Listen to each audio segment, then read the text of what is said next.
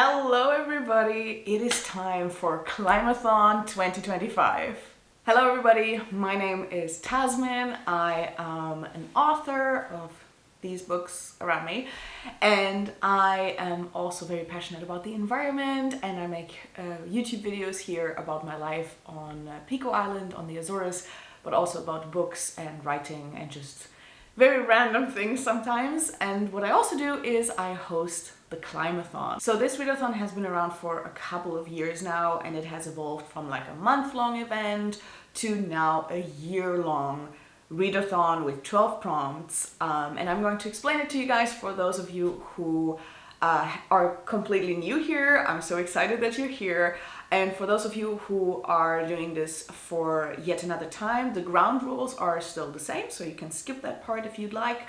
But some of the challenges have changed, so you might want to stick around for those. The Climathon 2025 is going to run from January to December of 2025, so all year long from the 1st of January to the 31st of December. So you have all year to complete these prompts. And there is a bingo board with challenges. There's also some extra challenges. However, this bingo board is completely optional. It is for those of you who love a challenge, who love a bingo board, and who are completionists, and who also just would like some inspiration on like what to read, and who like to read with like prompts. But if that's not for you, that's not a problem. You can still participate in Climathon in the simple way of simply reading books about nature, the environment, and the climate crisis. It does not need to be non-fiction. There is a full subgenre called cli-fi, climate fiction, but also regular fiction that tackles the topics of nature, the environment, the climate crisis. They also still count, even when they're not like shelved as cli-fi officially or sold, marketed, whatever, as cli-fi. If there is a book or multiple books that you read that have a heavy focus on the environment, nature, and the climate crisis, you are good to go and you can participate in Climathon. There is going to be a storygraph page, just like last year. So if you want to join the challenge on storygraph, you can. I will leave it linked down below. The general rules are that the bingo board is optional, and you can do with the bingo board whatever you please. You can double up on prompts. You can have one book for each prompt. That's what I always strive to do because it's my own readathon. So of course, like I'm trying to do the best that I can. But you don't need to. You can double up on prompts. You can reinterpret the prompts so they fit the books that you already want to read.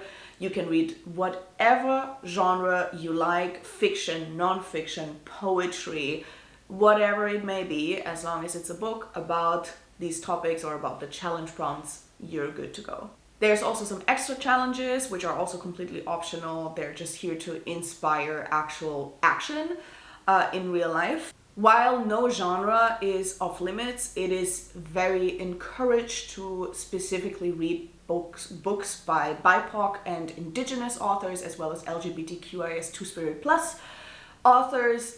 So if you have any of those books on your TBR, that's amazing. I'm not telling you what to read if you read the more popular books, which do tend to be from white people from the West, white straight cis people from the West. Fine, but it is very much encouraged that you branch out of that and read more broadly and more diversely. And the only real rule for the Climathon is that whatever you read needs to have a very strong focus on nature, the environment, and the climate crisis. That is the only real rule. Everything else can be bent according to what you like to read and what you can read, what you have access to, and what your mental health can take. Because if you're like me and you're more on the non-fiction side, that sometimes can be a little bit heavy. I understand that. Every single time I do the Climathon, I reach a point where I'm like, I need a pick-me-up because my God, these topics are heavy. So yeah, whatever works for you, you can do. You can bend the readathon to what works best for you, but you need to have books that have this very strong focus on nature and the environment. That's it with the ground rules. Let's jump into the challenges of this year. A lot of challenges are the same as last year, but I've made a few small changes here and there. The first prompt is read a book about non-human life. This is already a kind of new prompt that kind of like houses multiple of the previous prompts, because it means a book about plants, animals, fungi, anything that is alive that is not human counts for this category, because we all have kinship with the world around us and with the other things that are alive around us. And science discovers more and more things. And for example, like The Hidden Life of Trees would be a great book for this category, because it talks about the intelligence of trees and how they're like these real living, feeling beings that are just really different from us. Those kinds of books fully work for this category, but also books about animals, or that have like an animal main character. Those kinds of books all count for this category. The next category is read a book about water. This can be water in the sense of like drinking water and the water crisis, for example, but it can also be a book about oceans, rivers, lakes. The poles, ice, also counts for this category if you have a book that has like a strong focus on like the North Pole, the South Pole, or ice, or Greenland, for example, that is like covered in glaciers. That all counts. But what also counts is islands, because islands are very, very, very much affected by the climate crisis, especially the island nations in the Pacific. Those are specifically affected. So islands also definitely count for the water category, but whatever works for you in the water category, I'm just putting it out there that islands also count, and ice also counts for the water category. The next category is read a book about Earth. This is a very vague prompt that you can interpret however you like.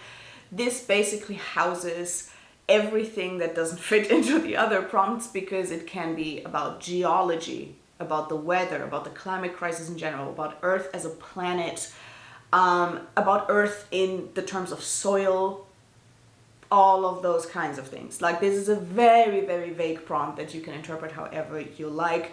Again, you can interpret it as Earth, the actual substance Earth, or the element Earth, but you can also interpret it as the planet Earth. So feel free to interpret this however you like. The next category is a brand new category that we've never had before, which is really exciting, and that is read a book that takes place outside. For this, you could, for example, read hiking memoirs, or slow travel memoirs, or books in the nonfiction realm. It can be a book by a scientist that does their study outside. It can be by people who might like live off-grid and are mostly outside, for example. It can also be a fiction book that mostly takes place outside. I'm thinking, for example, The Overstory here, that has like this very big plot in the middle of it where people are outside a lot. Alternative lifestyles, like there's a lot that you can take here, but the majority of the book should be taking place outside. Not that you are reading it outside, even though you can, of course, that would be a very cool thing to do, but the book should be taking place outside, not inside. The next category is read a book about injustice. And this is because injustice on all levels is very interconnected with the climate crisis. And this means not only injustice in the sense of the injustice that occurs directly related to climate crisis, but also injustice in general. This can be injustice against LGBTQIS two-spirit plus people. This can be injustice against BIPOC people. This can be any form. This can be climate injustice. This can be any form of injustice. Whatever works for you. This can be a book about feminism, for example. Like, all of these kinds of works count for this category. This is not just this specific category is not just limited to climate and nature, because the climate crisis and its effects are so intersectional that the injustice of it is also very intersectional. The next category is very self-explanatory, and I think one of the only categories that have been around the Climathon since day one, and that is read a book by an Indigenous author. This is very, very near and dear to my heart, this category, because Indigenous people are protecting around 80% of our biodiversity and are probably the most discriminated against people. And this does not only mean Indigenous people from North America, this can also be Indigenous people from other countries and parts of the world. You know what to do. I don't need to explain this to you. The next category is read a book about revolution and or change. This can be very interconnected with the book about injustice that you might have chosen, but it might also be a fiction book in which a rebellion takes place. There are some fantastic books, especially in the fantasy category and in the cli-fi category, where rebellion and change and revolution are like huge parts of the stories, because we all need this revolution and this change to occur in our lives, and we need to get inspired in whatever way inspires us the most. And that is what this category is for. The next prompt is very self-explanatory, read a book by an activist. This, again, as you saw, like the last 4 prompts now, they're all very interconnected. This can also be wonderfully connected to the injustice prompt, and often also to the Indigenous author prompt and to the revolution and change prompt. Those 4 categories of prompts are very interconnected. And yeah, it doesn't have to be, just like the injustice prompt, it doesn't have to be a climate activist. It can also be an activist in other areas of life, but yes, please support activists. The next prompt is read a book about food or farming. Food is something that we all need to survive, and the food production industry is one of the biggest problems that we are facing and one of the areas that we need the most change in. And it is also a very fascinating topic, how food is actually grown. Me personally, if you've been following my journey, I've learned a lot about this topic. And I think it is very, very crucial that we learn where our food comes from and how it's grown and how what we eat affects us and all of those kinds of things. It could also be a cookbook, though, that you read. That also absolutely counts. Or maybe there's like fantastic food memoirs out there, all of those kinds of things. Or just a fiction book or a poetry book that has a very heavy focus on food or farming. I feel like it's such a crucial part of our journey to a better world. It's one of those key elements, so that is why that category is here. The next prompt is read a book about connection. This is a prompt that we also had last year, and just as last year, this can mean connection between humans in the sense of community. So it's kind of like read a book about connection or community. So it can mean that connection between humans, but it can also mean the connection between things, like for example the connection between wars and the climate crisis, or the connection between trees and fungi in the soil, or the connection of soil health and our food industry, and so on and so forth. Like connection both in the human sense and in the social sense, as well as in the nature sense and the justice social sense. That all works for this category. I feel like I explained it very badly, but I think you understand. The next prompt is read a book set on a different continent than yours. If you are from the Western world, like me, try to not opt for either Europe or North America. Wherever you are, try to go outside of that. That is what that prompt is here to inspire you to do, to read outside of your own continent. If you're not from the Western world, of course you can read about the Western world, but I feel like we always get a very one-sided view in a lot of books, especially a lot of very popular books are very Western focused, very UK or US focused specifically. And I want you to branch out of that and to broaden your horizons and read books that are set outside of that. The world is so huge and so diverse and so beautiful and wonderful, and there's so many amazing voices out there and so many amazing stories out there. And yes, that is what this prompt is here to do.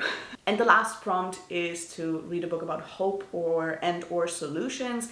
This can be specifically about the climate crisis, like what can we do? What are possible positive changes? what are some solutions that we are looking into, what are some hopeful news in regards to that. However, and that is why I put or a positive sci-fi underneath, this can also be a completely fictional account of a very positive future. Like I'm thinking about Becky Chambers' books, for example. Those would definitely count for this category because they give you hope. A lot of like cozy fantasy, cozy sci-fi would also like fall into this category.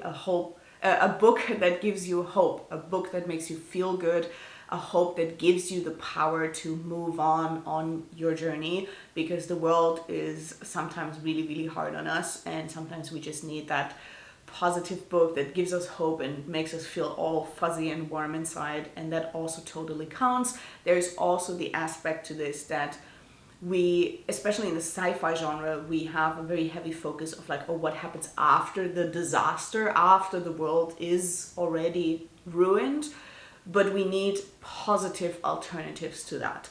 So we should also be looking in how can we create change, and like how would the world look like if things actually worked out, because only if we allow ourselves to imagine that world can we actually create it. And that's what this prompt is for. The extra challenges this year are the same ones as they were last year. The first one is to post about this readathon and or the climate crisis. You can use hashtag Climathon 2025 to post about this and add me and my co-host Anya if you post anything, for example, on YouTube. I will leave all the links here and all the info in the info box below. I will also leave a link where you can download the graphics for this readathon, so you can just use the graphics. Feel free to do so as long as you mark me as the as the host of the Climathon, so I can see it and I can like it and I can share it. But yeah, post about this readathon and or the climate crisis, please. Challenge number 2 is watch a nature documentary. This is also very straightforward. I'm personally running out of nature documentaries to watch, so if you have any recommendations, please let me know in the comments down below. And number 3, do something for your local community. This can be whatever you have access to, whatever you're able to do. Help at a food event, clean up the beach, help out in an elderly home, whatever it is. But your focus should be on your local community where you are rooted. Try to do something big or small for your local community. Engage with your local community and do something good. Be the change you want to see in the world. And that's it. That's the Climathon 2025. I am super excited. I'm super pumped. I'm going to release a TBR video very soon. And I'm so excited to see who is joining us. Please let me know in the comments down below, and see you around. Bye!